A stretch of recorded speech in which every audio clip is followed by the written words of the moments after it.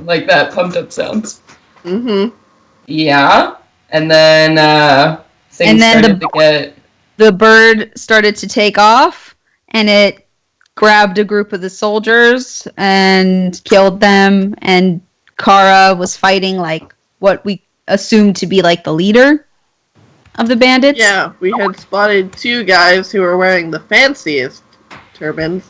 Whoever is wearing the fanciest hat is clearly the biggest boss. And they, the one that I had seen personally, he was wearing a mask, and I could only see the glint of his weird demonic eyes that looked like they were going to eat my soul. And I decided to face off with him because fuck that guy. Yeah. Because you were raging. Because I was raging. I was like, you're something to nobody. And he was very hard to hit. And he wasn't even phased by you. Oh my god! And then when I like hit him, and then he did the super weird Uki thing where he like made my axe like glow and get really really hot, and like, I had to make a Constitution save. With orange and green flames. Yeah, and then I was a little perturbed by that. A wee bit. A wee little bit. Oh, Missy. Yeah, and then, so you had been squaring off, and then Arnadel, you had charged in there, and you're like, we need to go! And y'all had a moment. Yeah, we had a moment. I grabbed Kara by the face. I was like, come with me! I can't believe I freaking...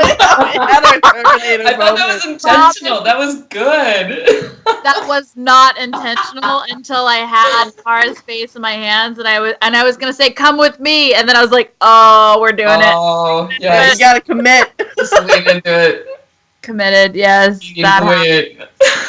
I can't tell if I'm proud of myself or disappointed, but I liked it. I enjoyed it. We enjoyed it. Several of our listeners said that you made a carbonated beverage come out of his nose. Yes!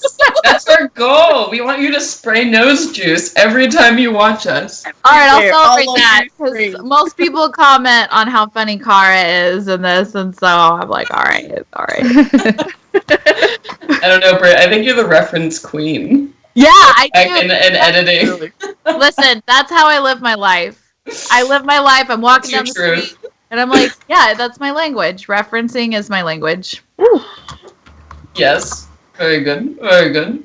Anyway, we were fighting, and then just as we were heading back to hide under the igloo thing, I stopped dead in my tracks, recognizing the guy that Kara was fighting as the guy who had killed my mother.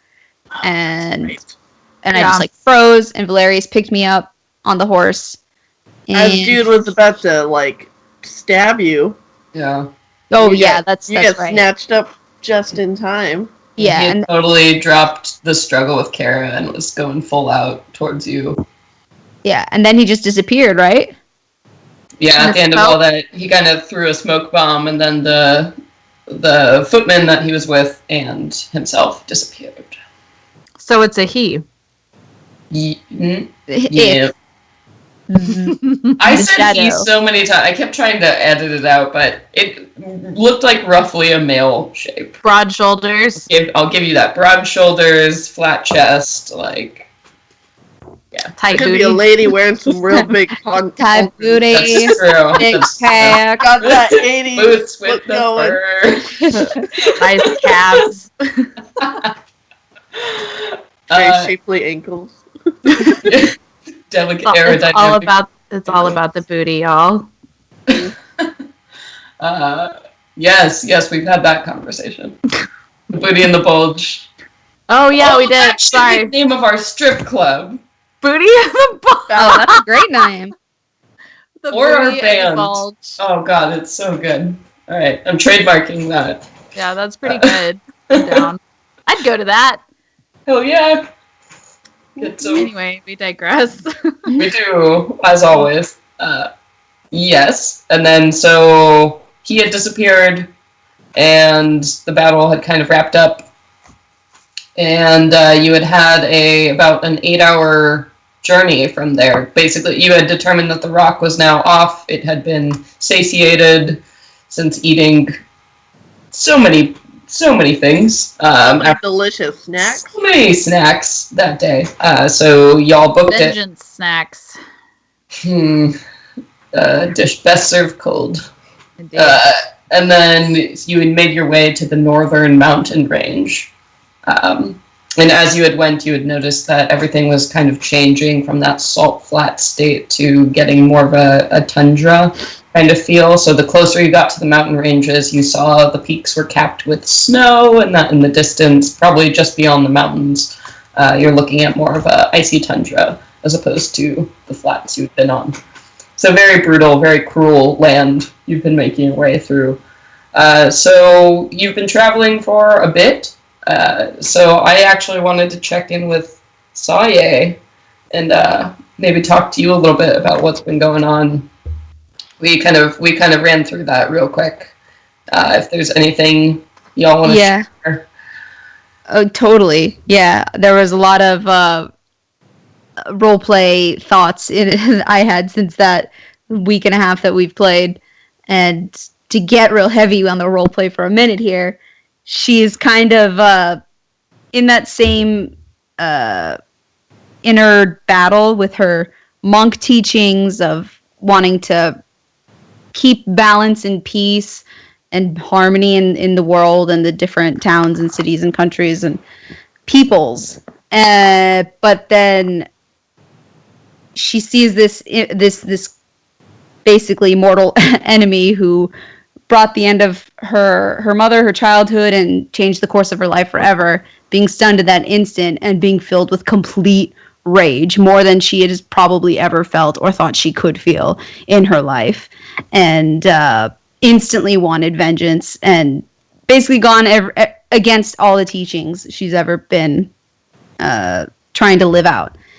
And so she's kind of having like an inner battle between those two thoughts and doesn't really know what to make of it.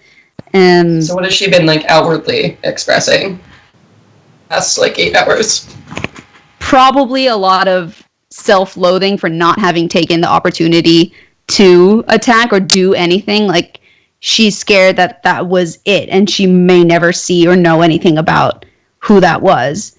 And she's furious that she didn't take advantage of the situation. So probably really short with everyone, really pissy. Yeah. Should we make perception checks to see if we pick up on maybe why you're acting this way? Sure, make that'll be insight. Check. Insight? Checks. Yeah. I'm totally all about that. Oh, no, Kara's like, meh, same old Saye. We fought so many people. I got a Nothing's 16. different. 16. So Arnadel, you would be able to pick up on definitely. You know, you're not getting a ton of undertones here, but clearly upset. Clearly something is very wrong. To not take it personally and to be like, sit down next to her and be like, hey, like, not in a depressed way, like solemnly, like respectful, like, hey, what do you need? What do you need? What do you need? What do you need, girlfriend? I don't talk. I feel like isolation? I feel like we need to roll against each other right now to figure out how much I tell you. Yeah, okay. that's sure. All right. Yeah. Go ahead, if you're trying to conceal your feelings, go ahead and make a deception. Okay. Ooh. Do I need to roll against that? I got a 4, so if you'd like to try. No, you won't have to roll against a 4. So insight, like, you got something is wrong. Like, you all have been traveling together for several hours. Arnadel has clearly noticed there's something going on. I think basically, as much as she doesn't want to tell you, because I don't think she told you what she saw when we were in. Nope. When we got those visions, basically. She's been acting weird since then, basically. But then this was just kind of like, icing on the cake. We never told each other anything of what we each saw. No. Yeah. We haven't had a moment to like sit the fuck down and like talk to each other. Right. Though. Real talk. I still haven't summoned my familiar. God damn it. Yeah. Okay. So we did, like, at the end of last game, we did, like, 8 hours, and we got to the base of the mountains. So if you all want to have any role-playing scenes or try to broach anything, you basically have 8 hours. Okay. Yeah. Well, I want to take this opportunity to, like, reach out to Sally. Like, we're homies. We've stuck up for each other. We've, like, survived intense shit together, and I'm in the dark as far as like what happened. Obviously it was enough, like I understand enough about Salia to know that not very many things shake her like this. So my approach, like role playing, just giving you like kind of a bit of a feel of like how I'm approaching it, is like, hey, like I get if you don't want to talk about this, if you need time to process, but I just need to let you know that I'm here and I want to help in any way that I can. Thank you. So nice. I tell you that when we were in that old castle or wherever it was that we were in, I got a vision and I learned of my mother's death, and I believe we just witnessed the person responsible for that. And I swear if I ever see him again, I'm going to kill him. So role-playing, okay, side set. I don't think Arnadell actually saw that horrible dude. I think kind of didn't. Yeah, I don't think I noticed. Based on last time you saw Kara fighting somebody, you saw that weird green-orange kind of flame effect. Right. You didn't see specifically the mask or... Yeah.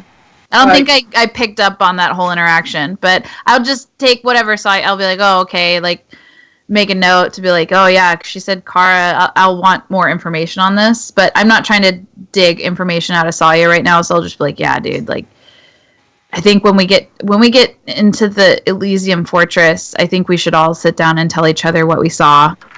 Mm-hmm. I think that would be helpful, but yeah, don't beat yourself up about it. There's nothing you could do. Yeah. Aaron, probably. By the way, Aaron during this conversation is trying very hard not to listen to you. Mm. Like, it's like very clear it's a private moment. So like Aaron and Valeria sort of like scoot up towards the front like of the horse awkwardly, and they're like, "Oh, Aaron's like, I'm gonna go scout ahead." Yeah, we're paying that. Is Kara?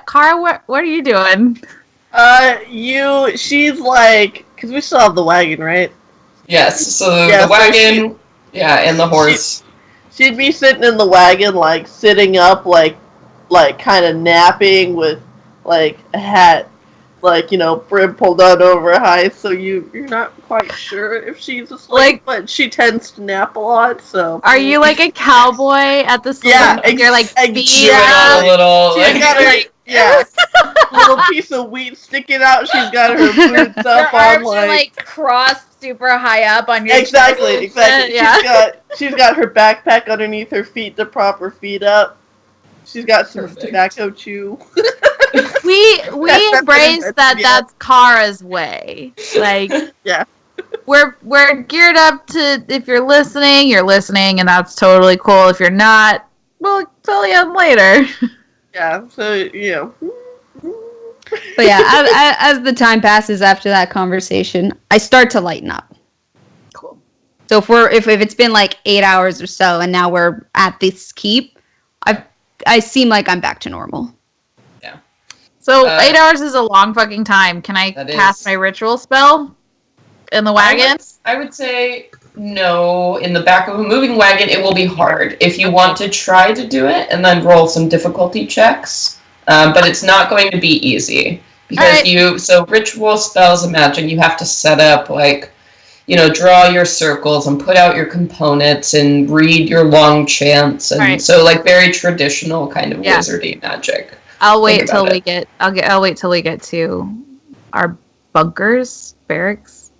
Yeah, that's something I'm going to want to do to like full focus on so I get like a good familiar that I'm like connected with. Sure. Yeah. All right. Can't. So And then, I mean, you all are just exhausted, too, by this 8-hour trek. So it is hot, it is salty, it is hard to see. You just went through this massive fight. You also remember last time when you woke up from being drugged and carried a far distance, which hasn't really been addressed. You know that you came over a mountain range, so you're not exactly sure how far you've come. Oh my god, I forgot we were drugged. Multiple times. Yeah. Can we just embrace that was for the job? Like, I really believe in my heart of hearts that, of course, I'm involved in this, but, like, I don't think Aaron drugged us to be, like, creepy. Like, he had orders, right? I mean, I totally understand if you were pissed. I mean, yeah, if we're just, like, hanging out, yeah, that's, like I said, murder rage inducing, but, like, Arnadil believes that happened because he's an agent of the Sisters of Sorrow, and we met the Sisters of Sorrow through that drug. Like, that's all we wanted, right? Like, we wanted to meet and join the Sisters of Sorrow, and that had to happen for us to do it, I hope. Like, you do have, in the 8 hours, if you want to ask any questions of Valerius or Aaron, everybody is sort of walking silently towards this goal. Yeah, it's a very awkward walk. It is an extremely awkward, and everybody's tired. So you all can tell, too. It looks like both Aaron and Valerius probably haven't slept in days. I would feel that's not awkward as much as, like, we're just too tired to talk. Yeah. Right? Like, you know what I mean? Like, have you ever been that fucking tired, like, on a trip or something, and it's so comfortable to sit in silence? Yeah. Totally. Especially when you've been with, like, the same people forever, and you're like, I really don't want to look at your face right now. Nothing else to talk about. You're all just like, we have nothing else. This is when you whip out, like, cards with your family or board games. This would be like Parcheesi time. This would be time to put my fucking headphones in and just be like, all right, I'll see you guys in a couple hours. I'm going to fucking space out. Okay. I would like to, at one point, like, hop out and walk, stretch my wee little legs, and talk to Aaron. Sure, yeah. So he's kind of, Valerius is driving the horse, sitting on the wagon, and Aaron's walking, like, 10 feet ahead of everything, and he's very jumpy. So when you approach him, he's sort of like, hey. Kara, what do you have up your sleeve? I am intrigued. I want to know. She's gonna get real chummy with him now. Yeah, but the horse is so tired and, like, moving just slower and slower towards the destination, so it's very easy for you to stay ahead of the wagon. And I'll be like, yeah, so, I guess we haven't really had a chance to talk. It's been kind of weird, like, you drugged us, and you put us in a wagon, and then we woke up, and we're battling shit, and, like, it's been a really weird trip. So I thought maybe we should get to know each other. Yeah. And now you've got a different name. Like, what the fuck's up with that? It's a little weird. I don't remember which one is the right name. Aaron. Aaron is my name. Aaron Shadewalker. Got it. Are you scared of the sunlight? Is that why you're a Shadewalker? Oh my god. Are you like a vampire? No, definitely not. That's good, because then I'd have to kill you. Oh. It's a joke. Could you make an insight check for me, please? That's what I'm best at. Oh, that's actually really good. That's a 19. Oh, okay. So he. That's in my. That's okay. mine. I live by a hospital with a helicopter landing pad. I was like, oh my god, the police. They fly low. So from your insight check, you can tell he is extremely nervous around all of you. It's not just you specifically, but you were also there in the when he was chatting with Arnadel. He approached her with the same kind of nervousness and concern. It's like he feels really bad about what he did, and he's trying to, like, keep face with all of you. He's just, like, one step away. It's like someone who's, like, expecting to get punched. at any minute. Is kind of how he's. It's kind of funny. I'm gonna cry. Picking up on this insight, I would like to give him a very lovable punch in the arm. Okay, so He actually flinches. So he. Well, let's see. This makes me think of that scene in Atlantis with the little mechanic girl, and she always like hits him twice for flinching. Yeah. Anyway. So as you move in and you like move to do this like friendly punch, he jumps like 2 feet with like an agility that you wouldn't have expected. Like just suddenly like cat-like reflexes. Like you've seen him do this in combat before, but he lands and now he's looking at you with your like kind of limp fist out, and he's like. Sorry about that. Just a little bit. Was he bullied as a child? On edge. He has roguelike reflexes. I was just a little bit concerned. Like, he's nervous. Sorry about that. No, I'm sorry. I should. I guess, yeah, no, I should come clean with you. Whatever you would like to know, my name is Aaron. I guess I'm just really sorry for having to deceive you like this. I mean, I was just following orders, but like it's a really good thing, and it all turned out because you're all here now. But I do apologize for how this had to go. But I was trying to talk to Arnadel about it earlier, but she didn't really want to hear it, so I didn't expect anybody else to want to hear. She puts her like tiny, short, fat dwarven finger up to his lips and is like, "It's okay, Cupcake. I understand." What is Aaron wanting, like, some fucking abuse? I thought I was very cordial with him about that. Like, you guys thank you, Kara. Thank you, Kara. He needed to hear it twice, apparently. So he sort of just, he takes the hand and like kind of nods his head and looks at you like. And she's like, Dwarven society is full of rules, and coming from my background of being like, pinky up kind of dwarf. He gives you a look. As you human type folk would say, like a princess or a duchess or whatever. His eyebrows just keep raising. Careful, they'll take you away there. It's like that's a joke. So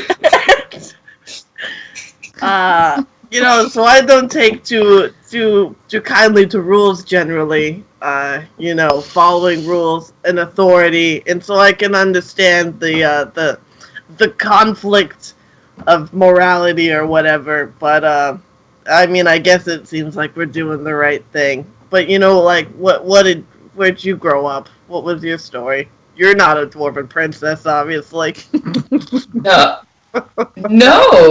He's sort of like leaning in, like trying to find if this is a joke, like a joke setup. This is not a joke. No. You guys are gonna be besties. Well, that's. Thank you for saying all that.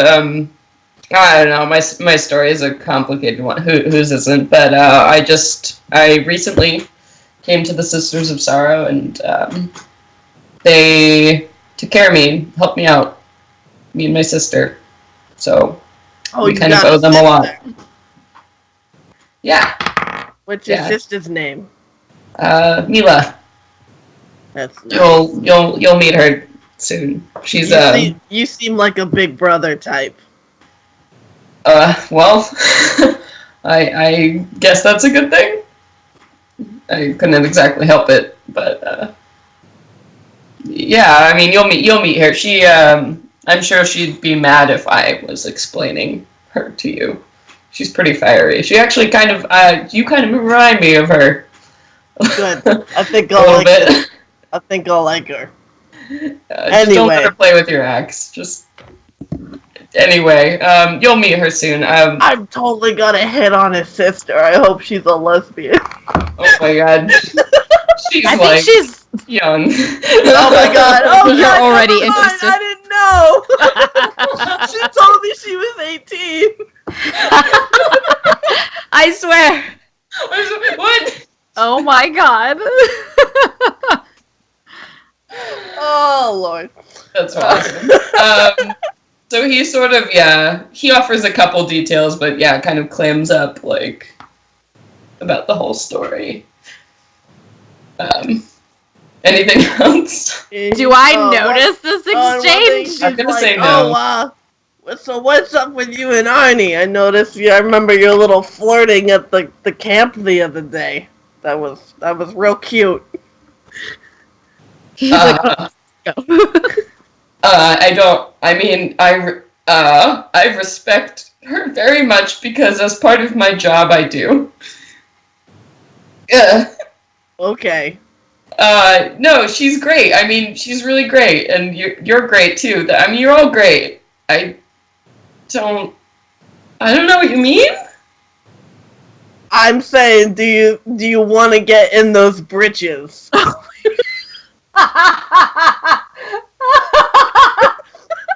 I wearing breeches or am I just wearing robes?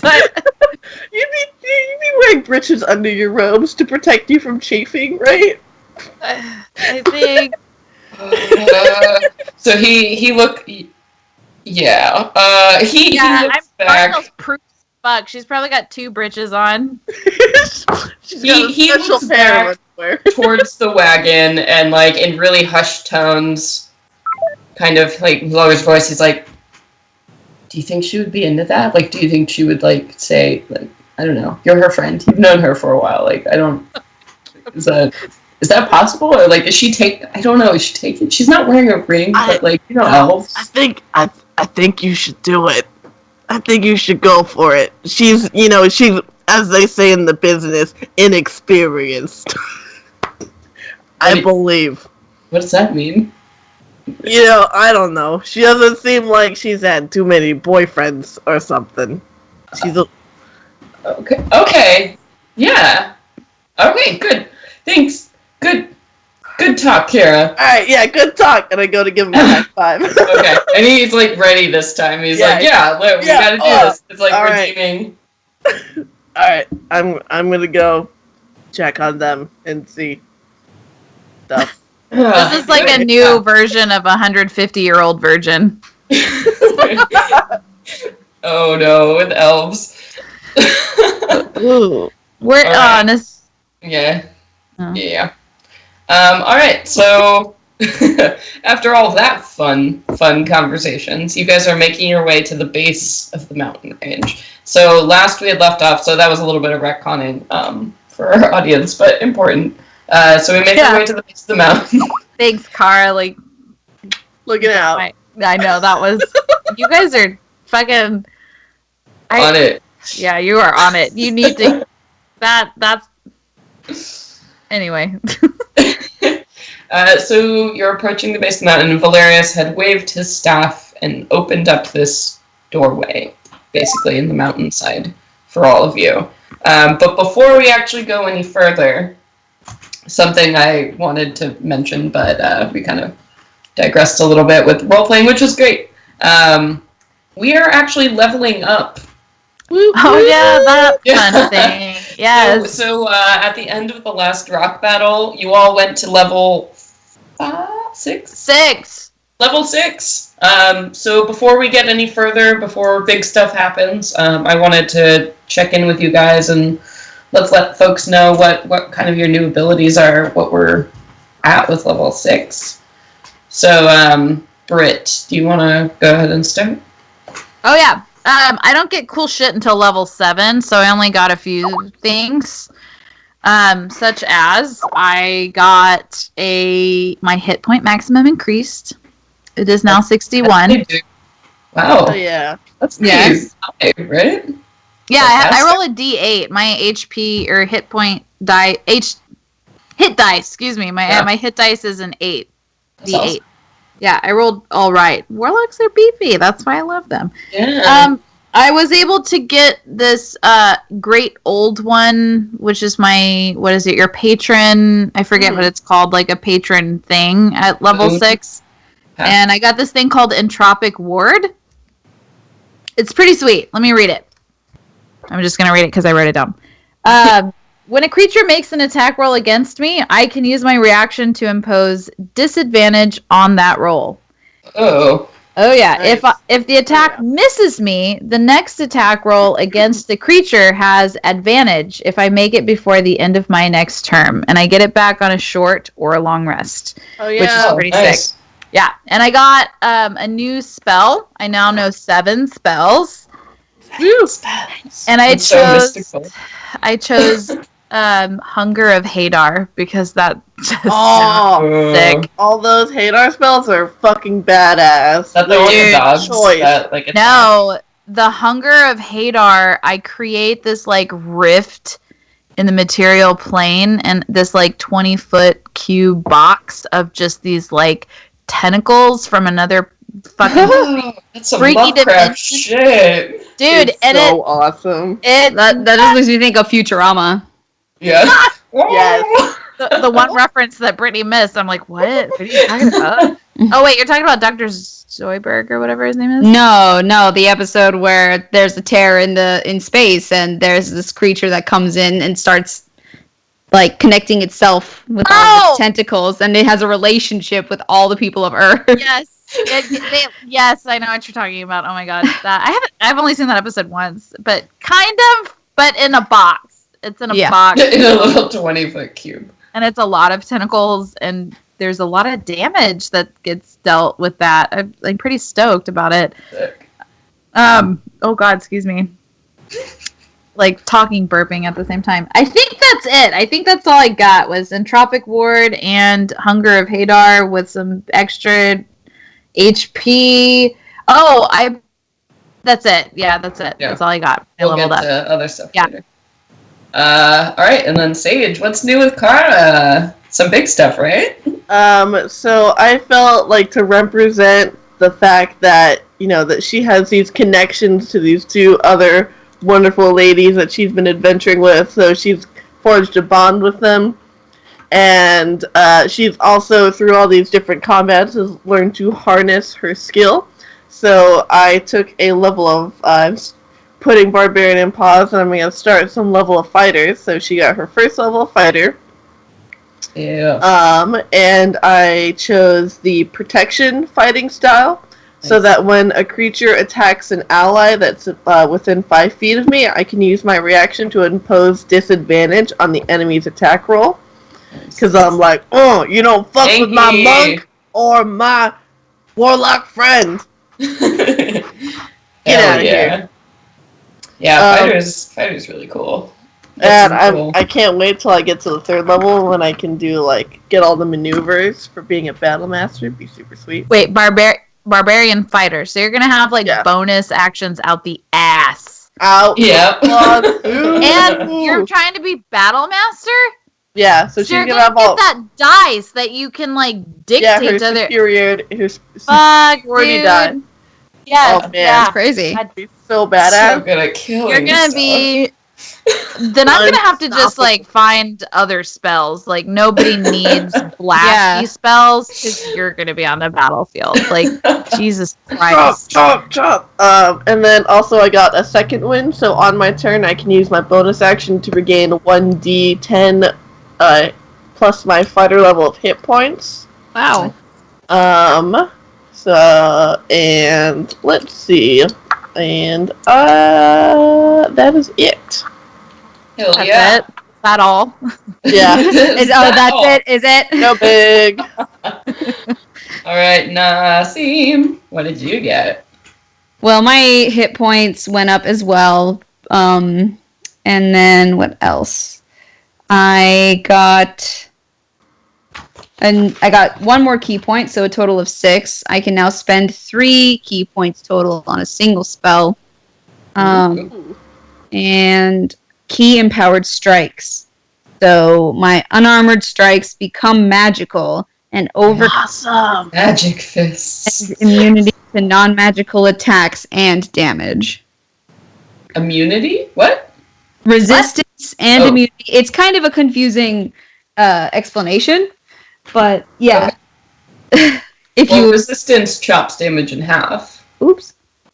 But immunity? No, it's like if someone else has resistance or immunity, it says it overcomes resistance to non-magical attacks and damage. Gotcha. So basically every single kind of damage I deal, whether it's with a weapon, my fists, or with a spell, it's key empowered, so it resists other people's resistances. That's rad. So it pushes through resistance. Yeah. Hell yeah. That's cool. Yeah, that's sick. I don't know what else. If we're not... I think that's it. Cool. Yeah, level 6. Woo! Yeah, we'll get some other goodies in a little bit. Okay, but we're just about to go into the fortress, but I'm sorry, I got one more thing. I'm sorry. I got another discipline of my monastic tradition, and I went with, what's it called? Clench of the North Wind. Basically, I can cast Hold Person. Nice. Oh, that's cool. You like summon wind to hold people? Yeah, I paralyze. That's incredible! Damn, that's... Yeah. Stare it there. Sock it in the face. Right? Shit, that's pretty sick. Dart very precisely to the butt. Or stun them. Now you must stay there while I aim my dart with precision. Well, I just like fold them over in half your butt. Alright, I'm gonna get a new beer. Back in 1 sec. Sweet. Okay. How's everybody doing?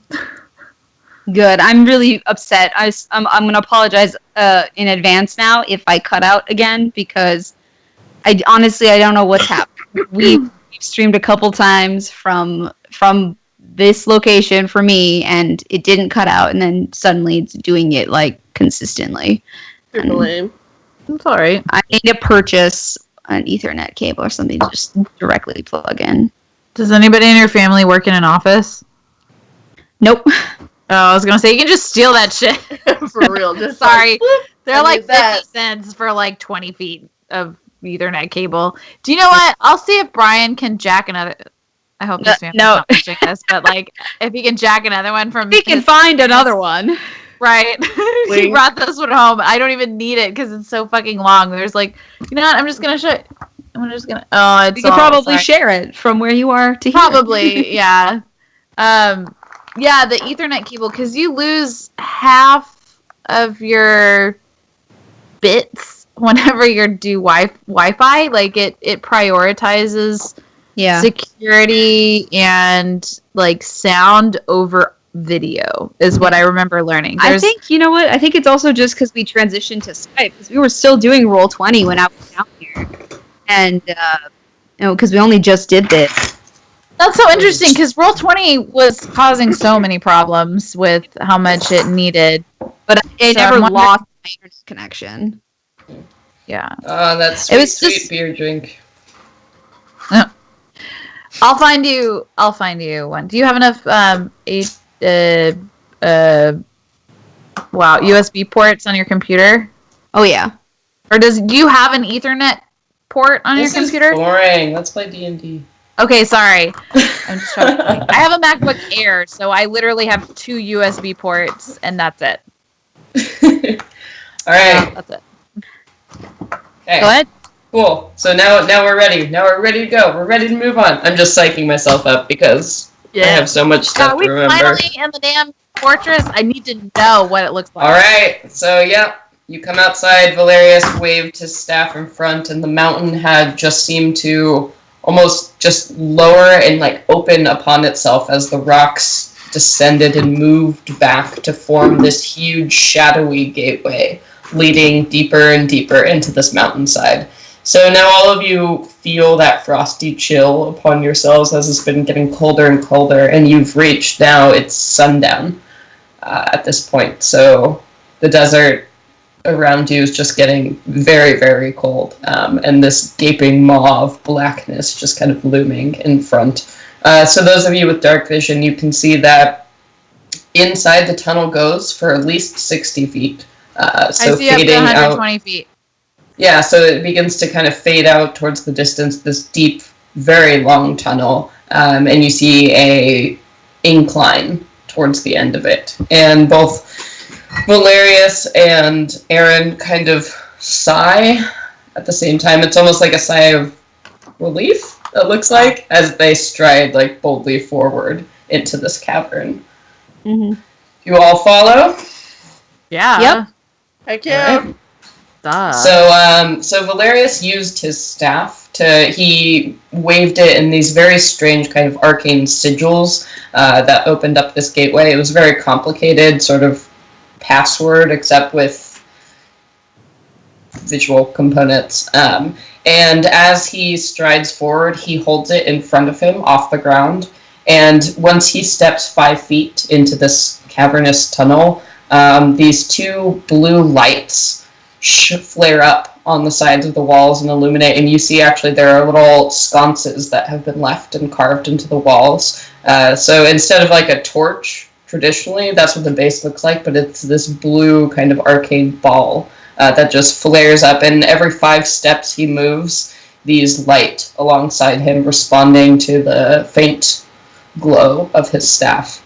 And you see now at the end of that 60 point, this hill begins to form and move upwards. So these tunnels around you are very, very well carved. It looks like somebody has taken great architectural care to just carve out of the living rock of the mountainside, but to create these smooth archways.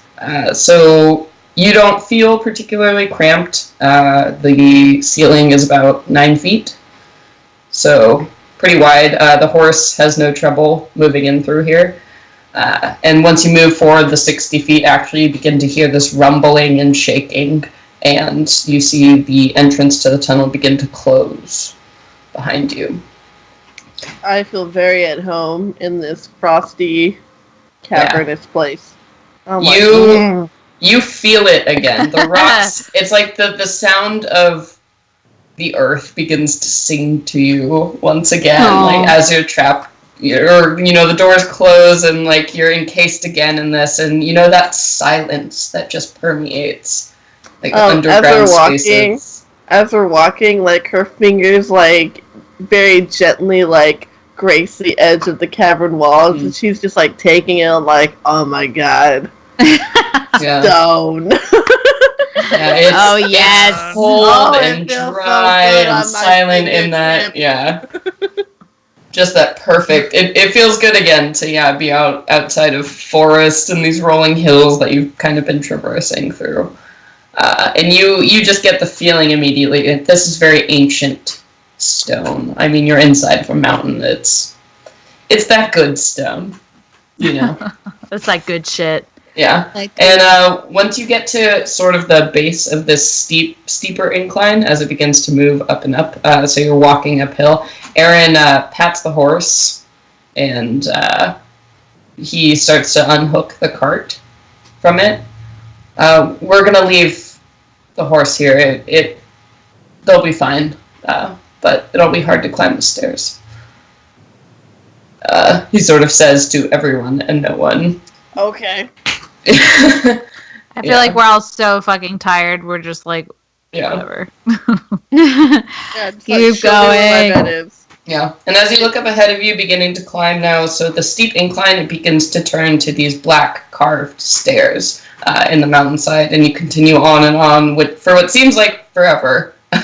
Now with your sore muscles, and you're so tired after a point, but you can see that up ahead of you, the tunnel opens up, and there's this glow of greenish kind of in blue light coming from up ahead of you, and you make your way to the top of these stairs, and then all of a sudden your vision opens up, and you are standing on this staircase that's leading its way, climbing through this enormous cavern underground, and you can see, like, down way far below you, there are these there's water and there's lakes like somewhere, and you can kind of hear the echoing sounds of water moving all around you as you see these huge roofs covering and encasing this cavern, and the staircase that you're on is leading up to this huge black, it looks like somebody just put a castle inside of a mountain lake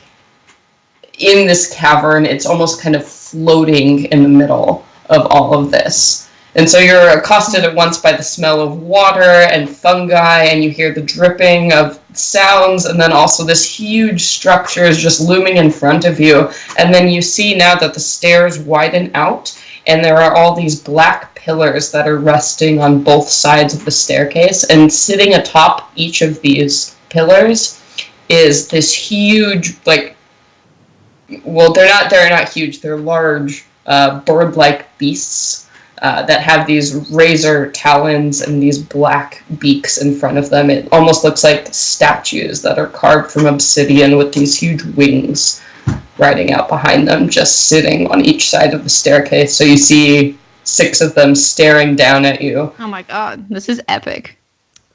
It's a lot to take in. With Detect Magic, since I have Witch's Sight,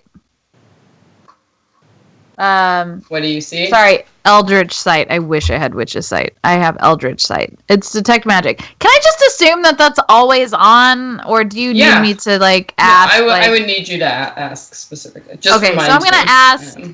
I'm just saying, Arnadell can see magical shit. I kind of think of it like night goggles. Because if something's really, really magical, I would imagine it would hurt the hell out of your eyes to keep it on. Yeah. So it's like a specific use. So I'm turn it off. I'm gonna say make sure you tell me. Otherwise, I'm not going to address it. No, that's fine. So yeah, I'm turning it on. I'm gonna be you switch into that mode, and your just vision lights up as it's looking at all these. So immediately, the creatures in front of you, so these griffin-like things. Damn it.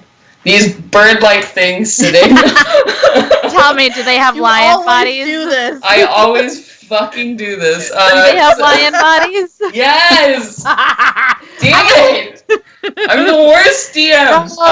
Alright, from the top. We don't know what griffins look like because we've never seen them before. You've never seen griffins.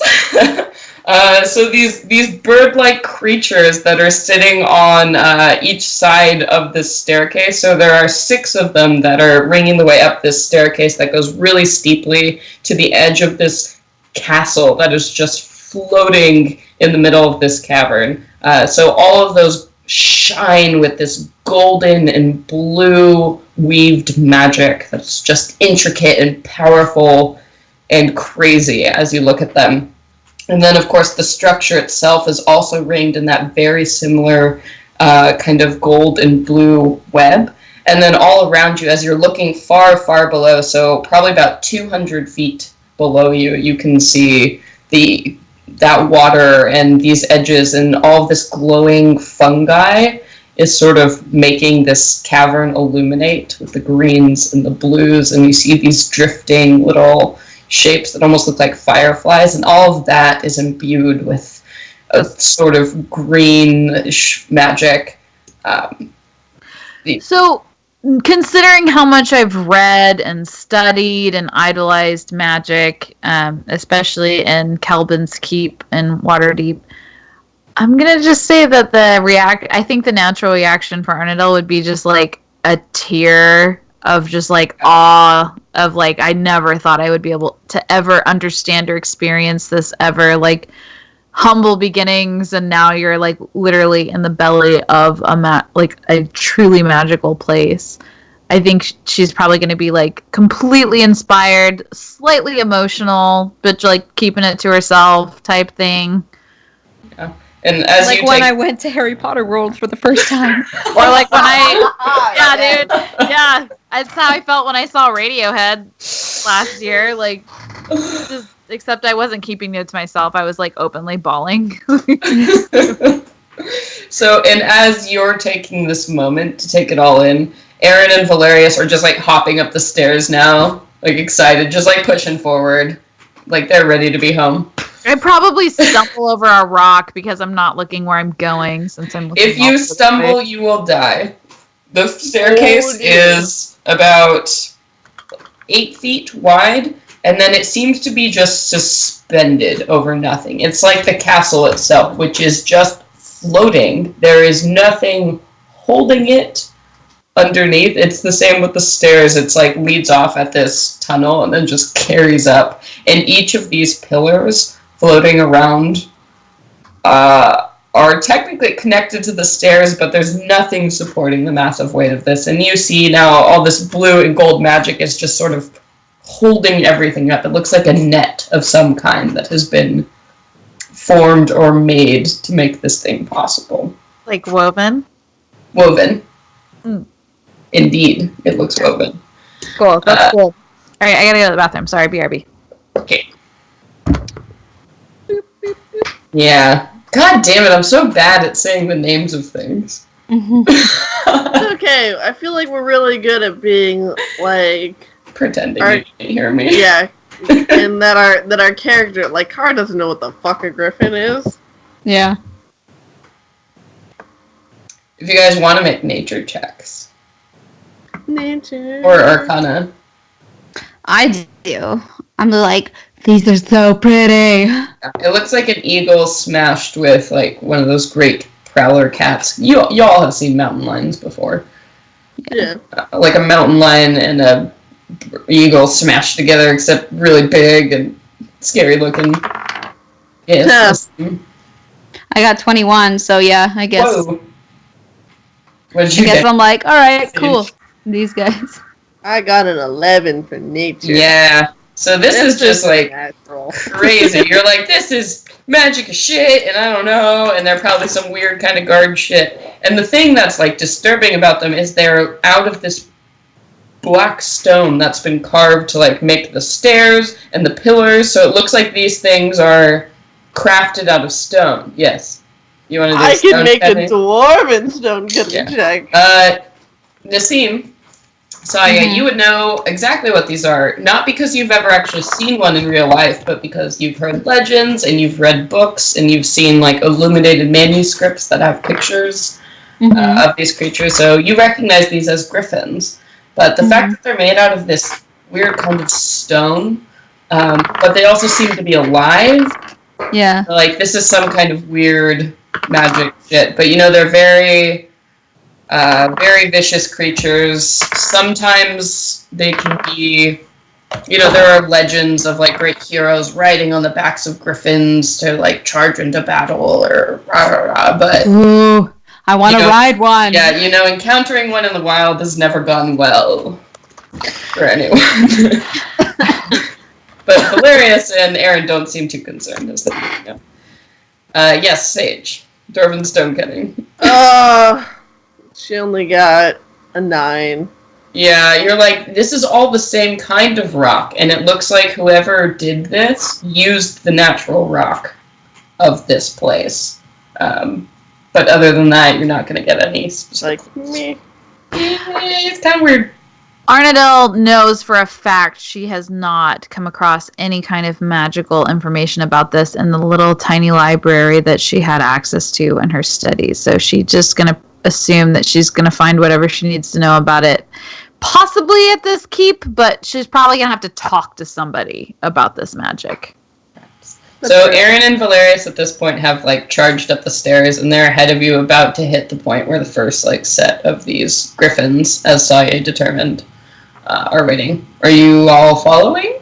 Oh yeah, closely.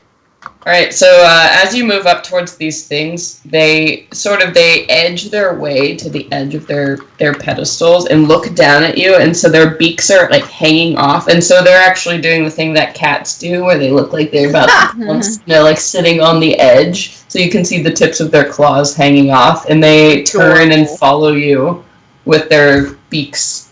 As they you're move? moving past them. Mm-hmm. They're alive?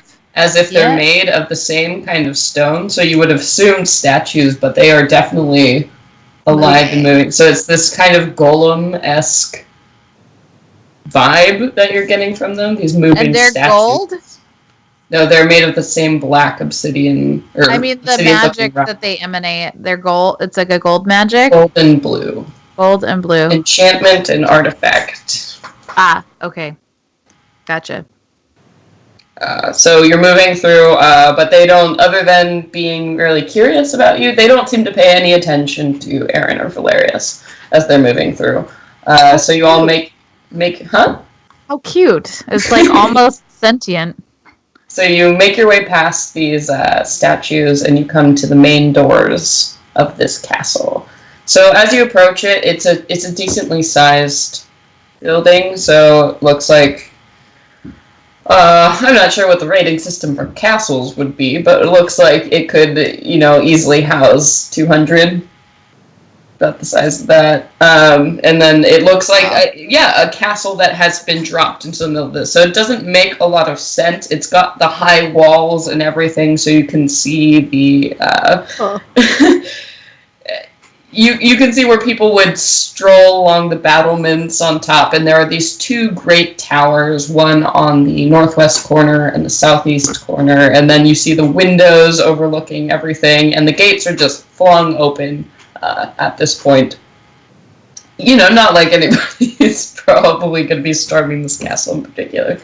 So you walk up, and the minute you make it to the top of the stairs, the scene in front of you, it feels immediately different in a way. It's hard for you to say exactly what it is, but the minute you pass over the gates, you get sort of a sense of calm, of well-being. It's almost like you're not floating suspended in the middle of this cavern. It's this huge magical thing. You see people now are just walking around on the inside. You walk into what would have been like the courtyard space of this castle area, and you can see all the walls bringing the edges like windows looking into what are bedrooms. You can see doors leading from place to place. You actually see a stable on the closest side of the main gates to you. That's open and you can see it's empty. You see on the west wall there the fires of a forge are burning.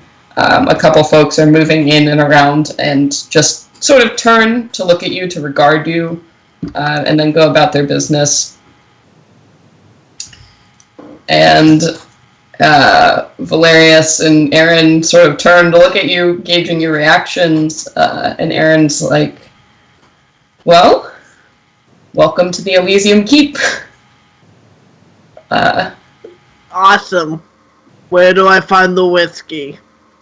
That's a great question. We actually have a tavern in-house. I figured that would interest you.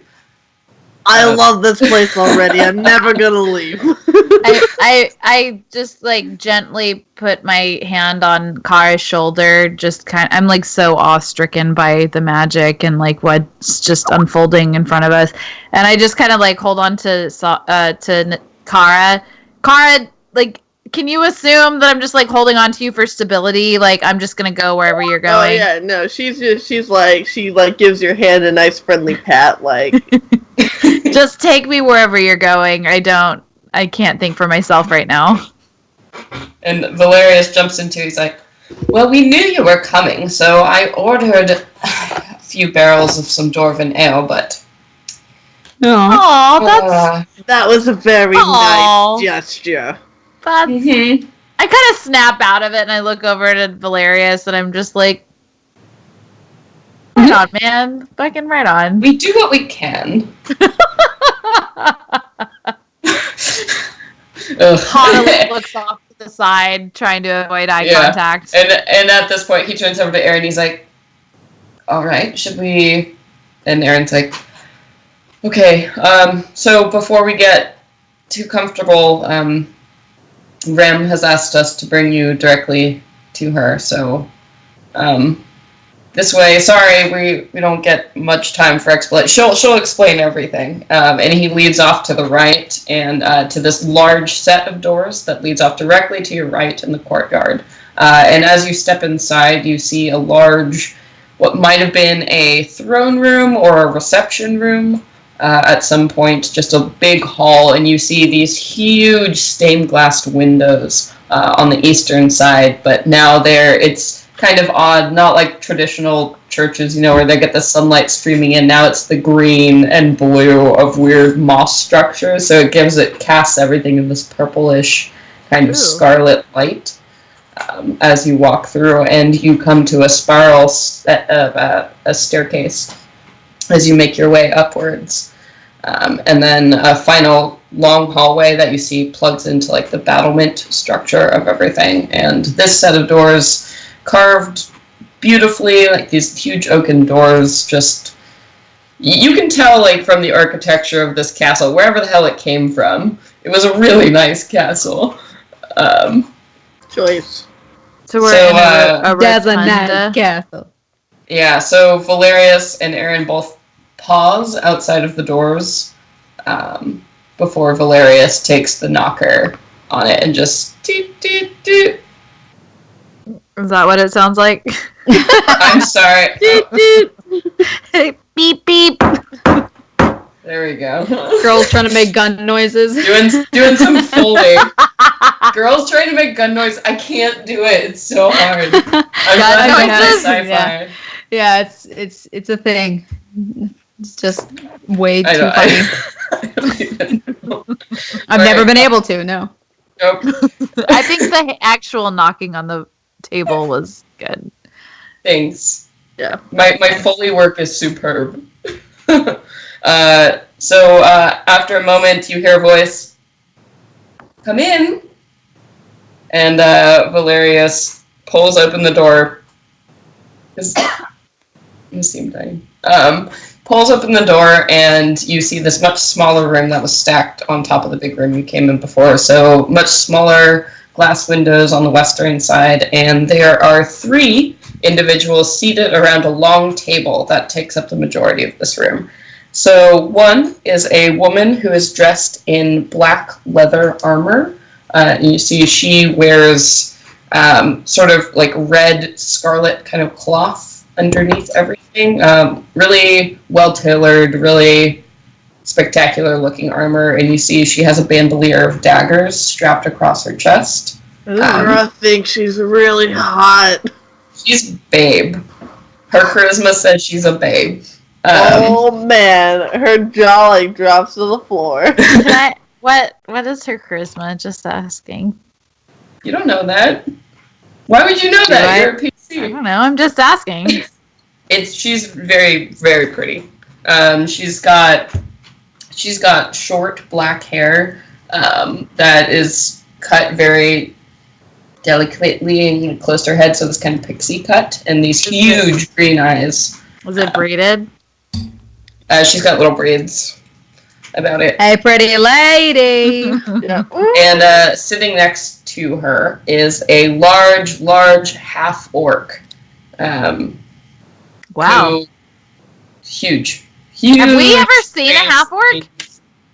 I don't know. Have you all seen half-orcs before? Have we? I would have. I definitely have not. I've probably heard of them. I have. I think I've just heard of them. So you can see... So this individual is sitting down now, but standing would stand at about 6'5". Kind of a grayish green mottled skin, and you can see like 2 lower incisors kind of grown up to bite. Yeah, the top of his lip is this kind of huge square jawed, and you can see multiple scars adorning his face and the long braid that he wears from the hair that he has towards the back. And he is dressed in this very big pauldrons, like chainmail, very warrior looking individual, very scary looking person. And then one other person is standing by the 2 windows, and you can see she is a lot more plainly dressed than the other 2. Very, very, very pale skin. Very odd. When you look at her face, there's something off about her, and you're not quite sure what it is on a cursory glance. But she's dressed in black, tight-fitting robes, so almost like a dress, sort of. And you see a symbol on the back adorning the robes. It's this scarlet symbol that matches the ones that are on your palms. Is she magical? Yes. She has a vague magic aura about her. As does the woman with the black leather and all of the daggers. The woman with the black dagger exudes magic, or does her gear? Would I be able to tell that? She does. Okay, chill. The half-orc does not. And you also see Valerius obviously exudes magic, and then Aaron's stuff does. I think we mentioned that before, but... Yes. Yeah. Oh my god, it just started, pouring outside. It's so loud. Can you guys hear that? No. No. It's weird. It's not raining here. Alright, so as you step into the room, Valerius moves and sits down in actually one of the chairs in a very casual manner. He takes a seat at the table. Aaron sort of hovers off towards the door, just kind of waiting. If you guys want to make insight checks on just the sort of general behavior of the room. Ooh! I rolled a 21. Okay. 13. You don't have to if you don't want to. Kara's good. Okay. Got her eyes fixed on something else. So, so with the drool, pick it up. So with the 21, based on the way everybody's kind of acting in the room, you think Valerius is probably of the same rank as some of the folks in here. It's very clear to you that Aaron is not. So this is definitely a gathering of the higher up sort of individuals. Okay. And that's where you're kind of getting this uncomfortable employee familiarity. So you step into the room. I'm gonna kind of gently elbow Kara a little bit to snap out. I'm looking around and I see Kara shape up. She's talking slightly. I think with an insight on 21, I'm gonna be able to pick up on that too. Yeah, and you're picking up Kara's just openly staring at this one. Yeah, so I just kind of I think Saya, just based on the way we've been behaving around Valerius and the way we've interacted with him, I assume that we're all already friends. That we're all just jumping and be like, "Hey, how's everyone doing here?" So as you walk in, you're like, "Hey, what's up?" The woman in the black leather with the daggers kind of turns towards you, and she smiles very, very slyly. It is a very cute, sort of fun smile, which is very weird because everybody in the room seems to be deferring to her. You get the sense that she is in charge of what's going on. Sexy black leather lady? Yeah. Smiles at you slightly. Oh, Is you have that a beautiful round? smile. Well, hey, all of you. You've made your way to the Elysium Keep. I suppose you've already guessed, but I'm Rem. Welcome. Hi, Rem. Hi. It's so nice to finally meet you. We've only been in communication through writing, essentially. Wow. I regret the general deception and everything surrounding this, but please take a seat. We have several things we need to speak of, and quickly. Sorry to cut your arrival time. I take the seat directly across from Rem. Yeah. She looks at you and turns her gaze somewhere else. It's very hard to read whatever is going on with her. So her attitude seems to be a little more sprightly and jovial than everybody else in the room. They seem very grim, especially the half-orc and the woman who is wearing the robes. Sort of turn and eye you suspiciously, I would say. I'm not into that. What? Why? We are here, you don't just, wander into the Elysium Keep. We had an invitation. We were invited. I'm sure they know all about us. We've got VIP passes, bitches, backstage and everything. Right? The half-orc turns to all of you. The name's Kristoff. Welcome. Nice to meet you. You can call me Commander. Okay. I kind of just nod. I'm nervous because I've only read about orcs. Mm-hmm. And the woman in the black robes has just been staring at you with this increased intensity. All of you. Oh, okay. And she still hasn't sat at the table. And Rem sort of. And this is Isolde. Zold is the half-orc? Isolde is the woman in the black robes standing by. Kristoff is the half-orc. Isolde, I give her a weird look because I know she's magical. I'm just like... You see, as you look at her, her eyes are all black. There's no pupil in them. Sclera? That's super weird. That's you mean that kind of... No... Yeah. The sclera is the white part of our eye. The iris? Or sclera? No, the sclera is the white part of our eye. It's all black. So no pupil or sclera, or iris or sclera. It's a big fucking pupil. Yeah. And that's what kind of threw you off when you first saw her, and you're now realizing that. And at the sound of her name, she sort of snaps out of this odd stare she was giving all of you. Yes. Is she human? I don't like that. I don't like you get the feeling she's definitely not human. That gives me... Faye? We can't tell where she's looking.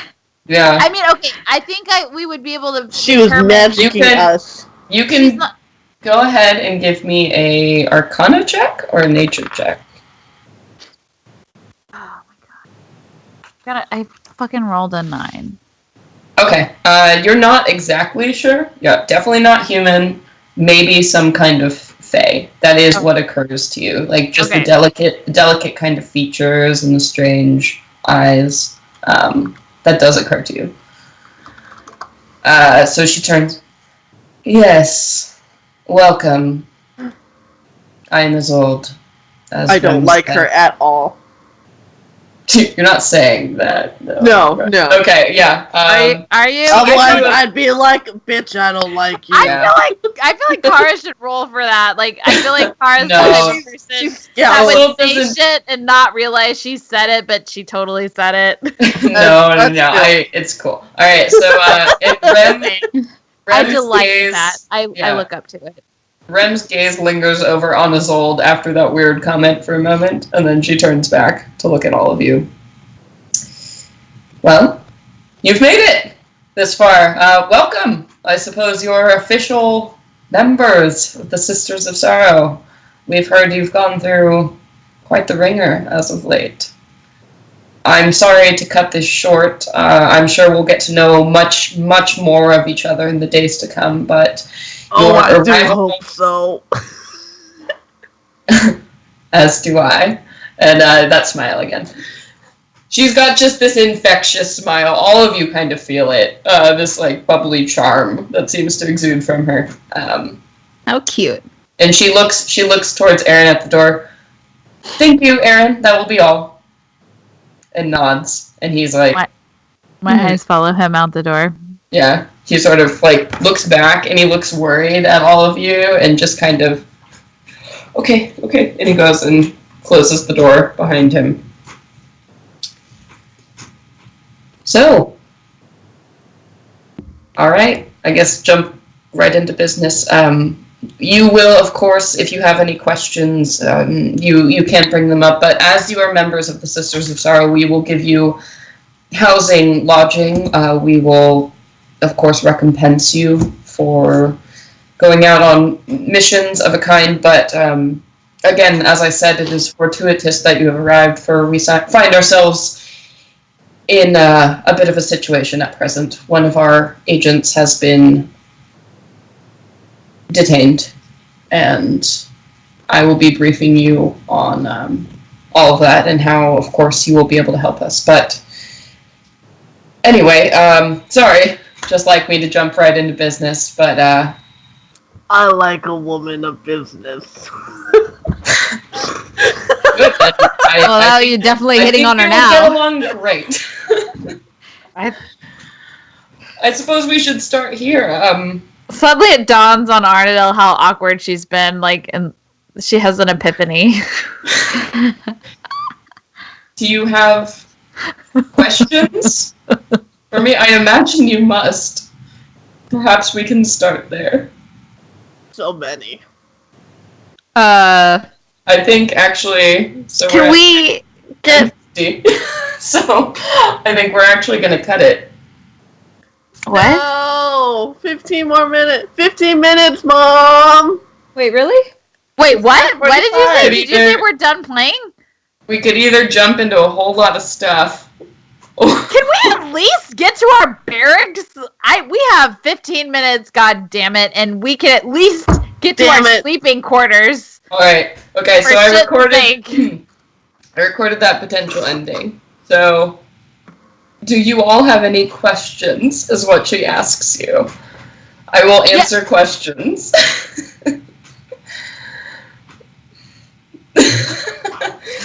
I've got so many. I just don't even know where to begin. Here's the thing. We got a spectrum of questions. On one end of the spectrum is our task at hand, and the other end of the spectrum is, can you at least give us a tour of where we're now staying before we start this task of hand? And explain me how that castle is floating. Are we officially employees now? Right, like, where are we staying? Yes. Are we getting paid for this? Where's the bar? I understand all of your concerns. Aaron is waiting outside. He will be able to escort you around. You all have rooms. You are going to be staying with us. Unfortunately, I am going to be very busy, so if there is anything you need to ask of me concerning what brought you here. This whole time Rem is talking to you, Isolde has gone back to staring daggers at all of you. And it's hard to tell exactly where she's looking. You know what? I'm not bothered by it. I'm just like, whatever, you got your thing that you're doing. Like, I have social anxiety. Staring is her thing. I'm extremely put off by this. I really want to punch her in the face, but I'm not going to. But it's like, I can feel it in my fist. Take a picture, it'll last longer. Exactly. I'm gonna put my arm palsy around Kara. I'm guessing I can sense this because I remember how you felt when you met, like when we saw those goblins on the road, and I'm assuming I can sense that same type of animosity. Yeah. So as you're going through, and she's like, okay, yeah, you will of course be given a tour.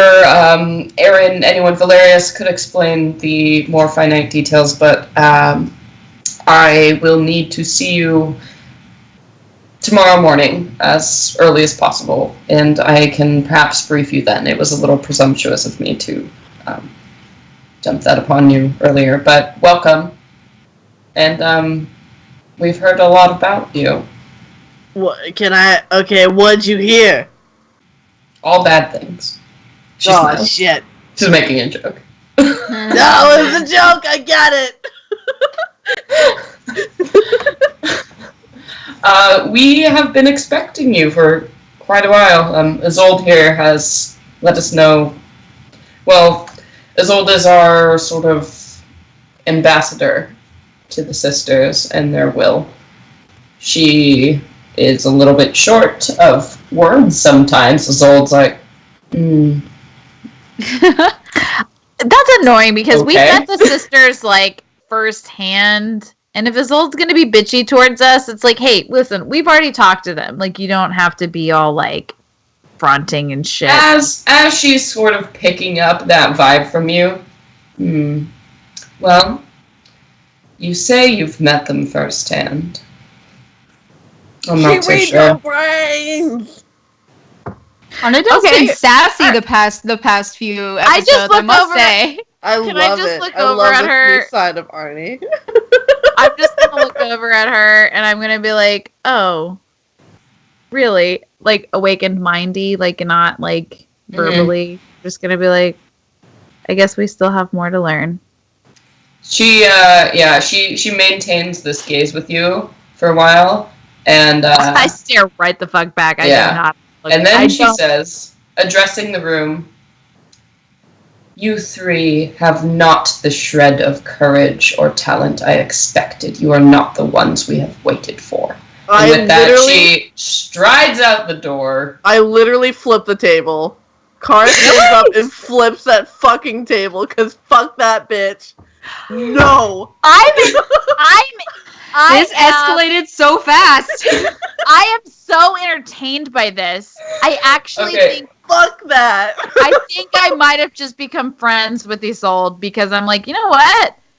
This bitch right here, and you know what? I'm down for an intellectual challenge. It is an intellectual challenge at this point. Let's go. Kara, make a strength. This is a very heavy big table. I don't give a shit. So make a strength to see how much you flip. Can I make the case that because she is so enraged by that comment that she would use her bonus No. action? I would disagree, unless you want to, like, invoke rage in the middle of this room. Oh yeah, that's Ridiculous. exactly what she would do. She would just fly right into that. Doesn't matter, she got a 23. Alright, so you stand up and you're like fucking gonna like hams the table, so you go and you make it up and like the table jolts and lifts about 6 inches. And I'm sorry, can you make a will save for me, please? Wisdom save? Wisdom save. That's what that's called now. I got a 17. Okay. So as Isolde is walking out of the room, as she says this, and you stand up and flip the table, suddenly you feel yourself frozen, holding up the edge of this, and as she extends an outward palm to you, that will be quite enough of that. And you can feel all the muscles, like, and you are frozen and tensed up as some arcane power is holding you. In my head, I'm thinking, your face is enough of that. But I can't. The table sort of rattles, like, back and forth, and then, like, kind of drops down, like, as it slips from your fingers. And so you're all, like, jarred by the sound of this huge table falling. And your dwarven companion is stuck halfway between standing and sitting with her 2 fingers just... I fucking hate her. She can go rot in a ditch. And she walks out of the room. Arnadel is fucking delighted. I am delighted because the most powerful magic user that I've ever looked up to was my old headmaster, and I always thought that Kelvin was like the peak of magical prowess, you know, like that was my hill to climb, and now this person exists, and I'm just like, oh shit, I have so much more to learn from. I'm so excited. I can't wait to learn about this. That's our thoughts. So, and Rem and Christoph both watch her go and, like, slam the door behind her. And then eventually, Kara, so the magic on you keeps, like, holding. So you're stuck in this position for a while. So Christoph actually leans over the table and sort of, like, pats you. Mad. And you're still held in the state. What magic is she using? I want to look. It's an enchantment. Enchantment, really? Mm-hmm. I always fucking disappear right when something cool is about to happen. Alright, so after a while, Kristoff kind of gives you another good pat, and you feel the magic bonds loosening, and you just, like, sink back in your chair all of a sudden. I'm trying to resist the urge to throw a chair against. Yeah, Rem, and so I'm Rem... so mad! Yeah, Rem reaches over the table towards you, and he's like, you must... you must forgive Isolde. She, is in a delicate position. Since hearing of your arrival, we have been told to expect great things from all of you. And forgive us all for not being, well, you understand why we might be a little bit wary from what we've heard, but we will speak of that more. And on the morrow... I don't know if we understand, honestly. We have no idea what you're talking about. Yeah, no That clue. is What Arnie said. completely fair, and I promise in the morning you will get more answers. Sorry we didn't come packaged with a red bow on all of our heads. I'm a little bitter at this point. Oh my god. It's okay. I'm so uncomfortable right now. I'm also bummed that Aaron left the room. That's the longest I've been with him since we've started this quest, and he's gone now, so Arnadil's a little edgy. So again, she just assures you, taking in all this, I promise, on the morrow we will speak of all of this, and you will have your answers. But for now, we're done streaming. Okay. So I just wanted to say, before we end, thank you everyone so much for tuning into another episode. I know this is a lot of setup, and we're going to have another roleplay heavy episode next go around, kind of balancing everything out. But before we end, I wanted to give a special thank you to everybody who's reviewed us on iTunes. So people like, forgive me if I say these wrong, but Abscom, Penumbra Fan, MD, Hightunes, FL Social Worker, Patrick the Bard. Nassim has some names she's also going to read because... Yeah, sorry if I also mess any of these up. Thank you, Wilshire 1853, Skredlithe Ogre, and my one of my favorite names, President Boo Radley of Earth, and hilarious, and Padme's lover. Thank you guys so much. Thank you. You make everything just wonderful. I would also like to and we do read those. So you should go ahead and write one, because we'll definitely see it, and we'll maybe give you a shout out. What were you going to say? Yes. Yeah. Oh yes, I was also going to say I would like to give a special shout out to Paul Harpring, who does the voice of Shamash for our intros. It is his birthday today, so happy birthday! Happy birthday, to our hype man, Paul! Hell yeah. Paul. Happy birthday. Yeah! By the time you all hear this, it'll be late, but... Happy birthday, Paul. Paul, I fucking miss you, dude. I miss you. Alright, well, thank you everyone so much for tuning in. We have been the Venture Maidens podcast. I have been your Dungeon Master, Celeste Konowich. I've been your Elven Warlock, Arnadil, played by Brittany. I've been your human monk, Satya Noor, played by Nassim. And I have been and always will be Cara Brynhilda. Always. Always. And forever.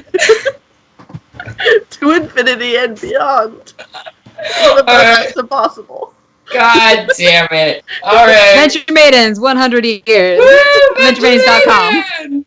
Yeah, go to theventuremaidens.com. You can see how cool we are. Alright, thanks everybody.